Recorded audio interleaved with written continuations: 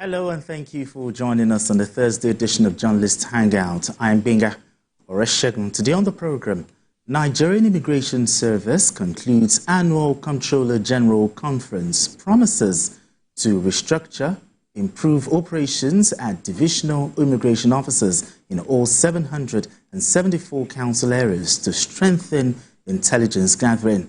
Also on the show, Investigative Committee on National Grid Collapse submits report, blames poor maintenance, aged equipment and frequent collapses. And later on the show, Ilobu community and family members in Osun State, and Governors Adeleke and Odudu mourn Chief of Army Staff, Lieutenant General Tarid Lagbaja. I'll be hanging out with Babajide Kolade Utitoju and Ibinabo Dixon. Journalist Hangout starts right now.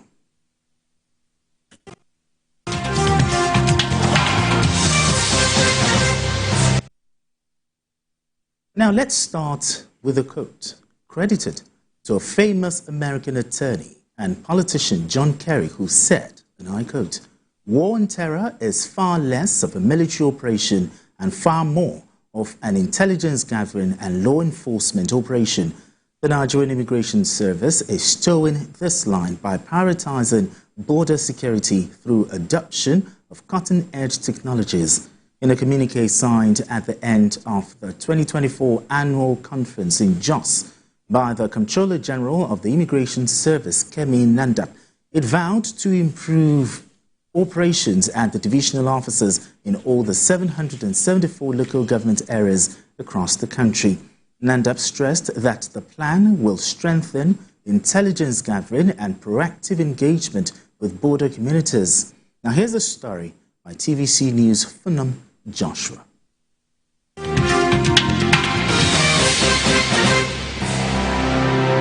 Recognizing the complexities of contemporary challenges in border safety, migration management, and securing Nigeria's territorial integrity is what the Immigration Service says it will focus more in the coming days.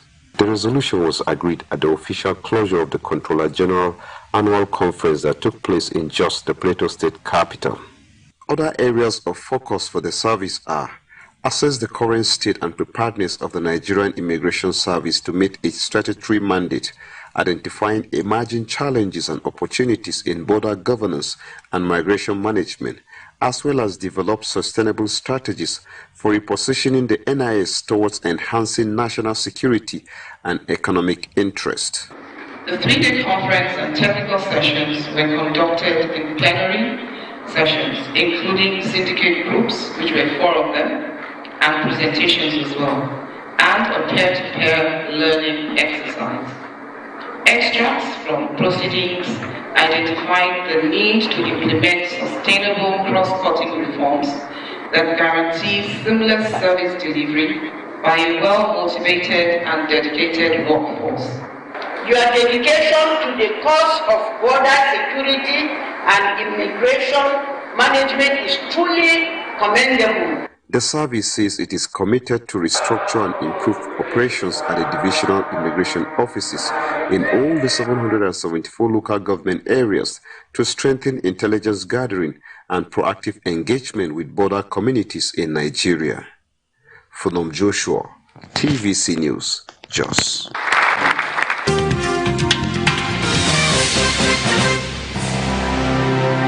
Now let's bring the conversation home. BKO, the annual Comptroller General Conference, but tell us what the conference is all about and its significance in improving border security in Nigeria.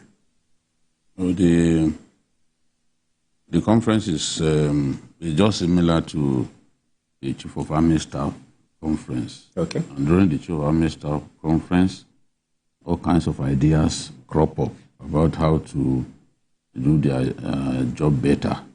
So papers will be presented, stakeholders will air their views, and not just immigration staff. Other people will come with ideas on how they can do a much better job of protecting our borders, protecting the territorial integrity of our country. So is usually an opportunity for feedback.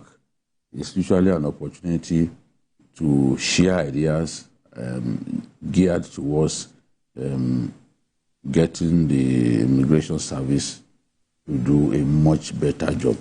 So, like any profession, you have to welcome ideas. You have to be amenable to. You don't have to be impervious to correction. There are things that people will tell you, look, you are doing a good job, but you can do much better than this. These are our suggestions. So from within the immigration service, the ideas from some of their own bright people will come. Ideas will also come from other people from outside of the immigration service. The whole idea is to come up with strategies and tactics that can help them be more efficient in the discharge of their duties. So it's a very good opportunity to share ideas about how the immigration service can get better. I saw the customs was also there as well. Yes, because they work together. Customs, immigration, even NDLA. Exactly, yes. Because the NDLA is also positioned amongst, in some of these entry points, so that illegal trafficking of illicit drugs can be combated. So for the immigration service, the challenges are daunting. And across the world, immigration is becoming a big, big matter of concern.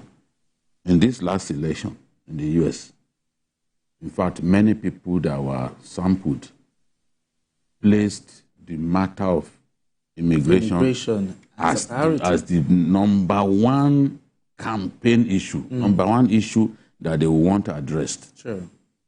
You saw what happened in the UK, where immigrants rioted, looted shops, just similar to the Zanga nonsense that we had in the north, where people were looting the August protest, looting business premises and even government buildings and all that. So that sort of thing happened in the UK too.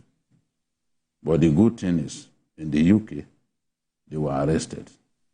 What we've seen in Nigeria is some were arrested, and later on we started serving them delicious meals as a way of saying, well, if you sin again, it's not too bad. People should be behind bars.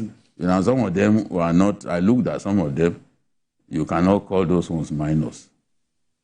So we've rewarded bad behavior, as far as I'm concerned. But that is a matter for another day. So I'm saying that immigration, the fact that immigrants also find it difficult to integrate with us.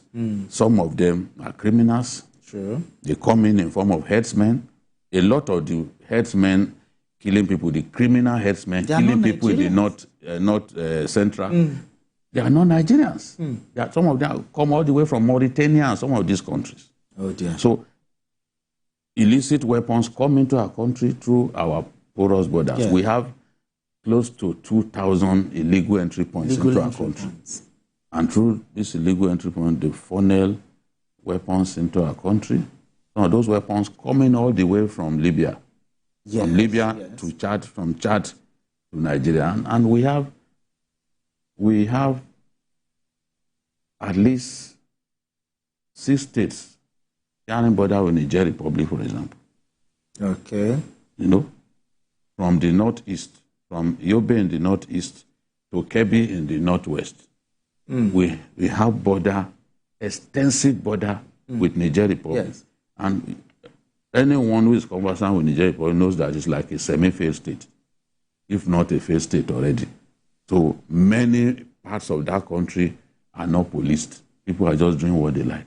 Oh, damn. People come into our country, commit crime, and just run back. Go back. So there is a need for us to strengthen. If we can stop illicit flow of weapons into our country, we would have gone, we would have taken a big leap, as the Chinese would say. In the fight against... A big leap in the fight against crime. Yes. So there is a need for them to deploy technology, as they said. There's a need for them to partner with other agencies, partner with border communities. Okay, border communities. Yes, I'm happy that that is part of what Nandap and her team have said that they will do, because these are people who will give you intelligence, actionable intelligence that can help you nip. Yes, all of these crimes, you can nip them in the bud. Look at people suffering in Plateau, for example. A lot of the people coming to kill them, they are not Nigerians. Even by the way they operate, you know that they are so unfeeling, they are not human beings, so they are not Nigerians. So we need to police these borders efficiently. We also need to commend them that in spite of the limitations, the Immigration Service is doing a good job. But there was something that happened recently that people have asked me, that Jide, what's going on? The woman who tore her passport. The Immigration Service needs to keep us up to speed. What are they doing? Some people have said it was a skit. It didn't look like a skit to me. Yeah, it didn't look like a skit to me. Maybe I'm wrong. But when a Nigerian agency sets out to do something and they announce that you need to brief us from time to time about how far you've gone. It's not enough to simply announce we are doing this, we are investigating. And at the end of the day, nothing happens. Why are we like this as a country? It just ends there. Nobody talks anymore. You arraign people that they stole money. After a while, you stop talking about it.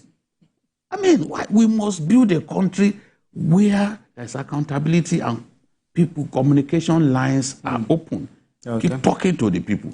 So I commend them for the way they got hold of Bobrisky the other day. Yes. That's why she was trying to travel in the dead of night, I think around 1 a.m.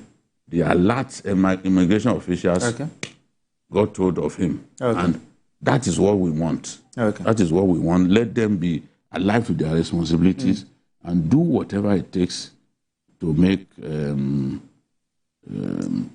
Immigration Service much better than it is today. Okay, Ibn Abu. Now that the event has been concluded, what should Nigerians look forward to in the area of border safety, and also improving the Nigerian Immigration Service? What should we look forward to now? Okay, thank you. So I listened keenly to BKO, and to take it up from the question you posed, I feel that the Nigerian Immigration Service should collaborate with other sister agencies, yes, as has happened at the meeting, at the conference, and all of that. But I'm not going to remove the governors of those states. Because we have some states like now the Republic of Benin, Cameroon, Chad, Niger, and they share international borders with us. So these places fall into various states. So when we look at these states, and we are talking about the porosity of the borders, now, if a place has a bit of development, there will be a lot of toning down of the influx of people illegally into Nigeria. So where is the place of the governor of a state? You take development to these communities. Because, the problem, part of the problem they found that when you are a Nigerian community and you are a border town, and that border town is shared with another country, they tend to have very similar tongue, language. And they see themselves as family members. Just for the fact that geography divided them. I've experienced it in the Republic of Benin. When you go there, you see some people from Seme. They stroll into the Republic of Benin, sell whatever they want to sell, and just stroll back in. Stroll back in again. And the same thing applies to the people from the Republic of Benin. So these are people who do not have clear-cut understanding of what it means for somebody from another country to just walk into their... You understand? So there has to be the collaboration of the governors too, apart from you taking development to those places, so that, you know, we have a lot of forest. Yes. A lot of, you know, the villages are very, the houses are very scanty. So people are able to hide here and there and all of that. So when governors take development to these places, and then they sensitize the people that, look, irrespective of the fact that you are very close to these people, they are not from Nigeria. Need to be security conscious. They have to come to Nigeria with proper identification. So it's very important. Yes, thank you. I agree. All right, let's move straight to our next conversation, where the rhetoric about the collapse of the national grid no longer surprises anyone.